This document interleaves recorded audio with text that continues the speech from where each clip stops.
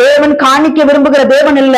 உங்கள்கிட்ட எந்த ஊழியக்காரன் காணிக்க கேட்கிறானோ கேர்ஃபுல், ரொம்ப கேர்ஃபுல்லா இருங்க. தேவன் விரும்புகிற காரியங்கள் அது கிடையாது. உங்களுக்கு ஆவியானவர் உணர்த்துவார். யார் யார் கஷ்டப்படுறாங்களோ அங்கே கொடுக்க ஆவியானவர் உணர்த்துவார், அங்க கொடுங்க. அல்லாத காணிக்கை கொடுக்காதீங்க, யாருக்கு கொடுக்காதீங்க. இன்னைக்கு நான் சொல்றேன், தேவன் கஷ்டப்படுகிற ஆத்துமாக்களை கொடுக்க சொன்னா நிச்சயமா கொடுங்க. இந்த ஜிபே நம்பரு ஆலயம் கட்ட போறோம், அது செய்ய போறோம்னு ஒளிபரப்பு பண்றாங்க பாத்தீங்களா, கவனமா இருந்துக்கங்க.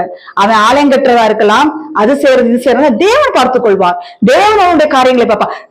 ஆலயம் கட்ட சொன்னவரு மற்ற காரியங்களை செய்ய மாட்டாரா? கட்டுறதுக்குள்ள வேலை வாய்ப்பு, வசதியான காரியங்கள், பண தேவைகள், பொருள் தேவைகள் எல்லாம் அவர் சந்திப்பார். ஏன் மனிதரிடத்தில் பெரிய கொட்டை எழுத்துல போட்டு உதவ மனது இருக்கிறவர்கள் இந்த ஜிபே நம்பருக்கு பணத்தை அள்ளி தட்டுங்கள், கர்த்தர் உங்களை ஆசீர்வதிப்பார். நீங்கள் இந்த ஆலய கட்டுப்பணிக்கு